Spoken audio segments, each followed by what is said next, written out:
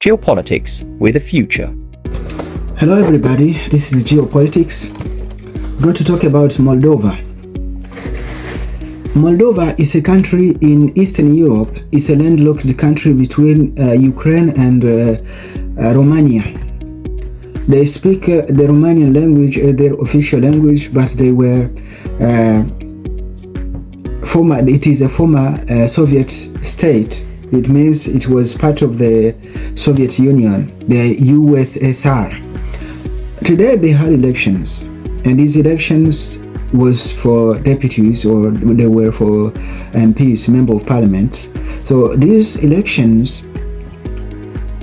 they were reports of Russian interferences, because the Russian government or the Russian Moscow doesn't want them to go to be very close to the EU, the European Union. That's why the Russians are doing everything they can in order to woo them to stay on their side. So they have used even money, they have used it, because Moldova is divided into two pieces. They have an autonomous region called Transnistria. This Transnistria gained the independence, it proclaimed independence itself in 1990. So at that time it was the Soviet, so it separated from Moldova.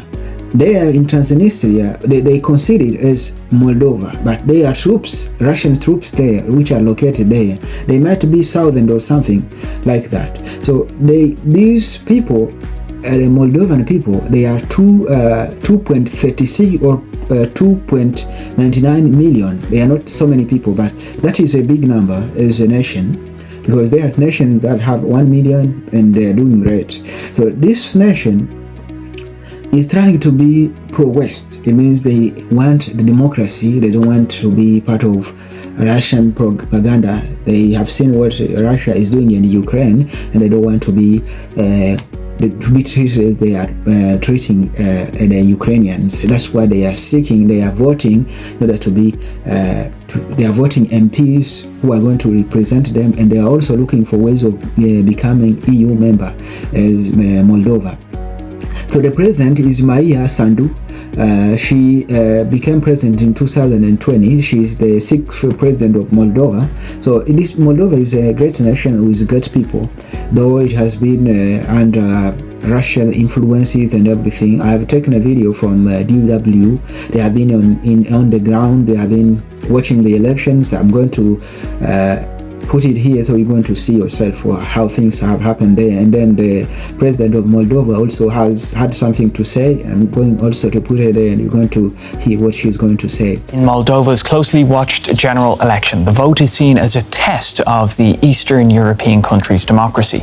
The governing PAS party wants Moldova to join the EU, but it faces a strong pro-Russian opposition. Moldova's prime minister accuses Russia of spending hundreds of millions of euros to try to influence the election.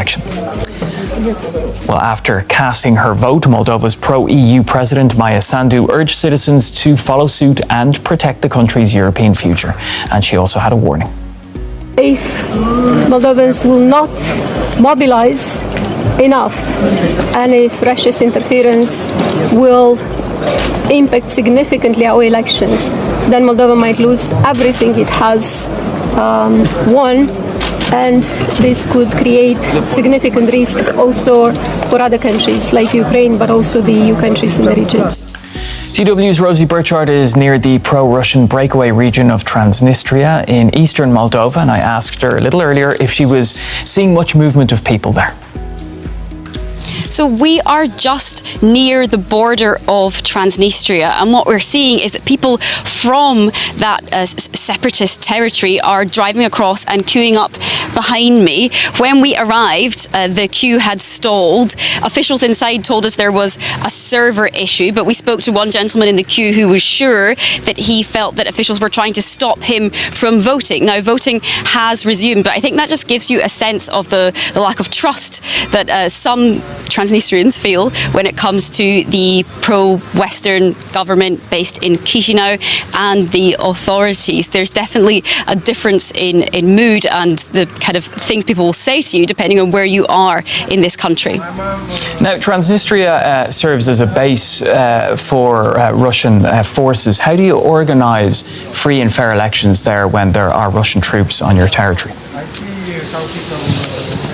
Well, with great difficulty. What the Moldovan government does is open polling stations near to Transnistria so that people who live there, who have Moldovan citizenship, can cross over and cast their votes on Moldovan territory, on the territory that the Moldovan government controls. Now, this is a system which some Transnistrians we've spoken to are unhappy with. Just a couple of days before the election, the Moldovan government announced that a few polling stations would be relocated. They were citing serious security concerns, and given the mass reports of electoral interference which the Moldovan government certainly thinks is coming from Russia, and there has been evidence of payments, for example, from Russian banks toward people who could post anti-government content online. That's been uncovered by some investigative journalists. So they have good reason to think they need to take this very seriously. But some people we spoke to here feel that their democratic rights aren't being respected. So definitely different points of view depending on who you speak to.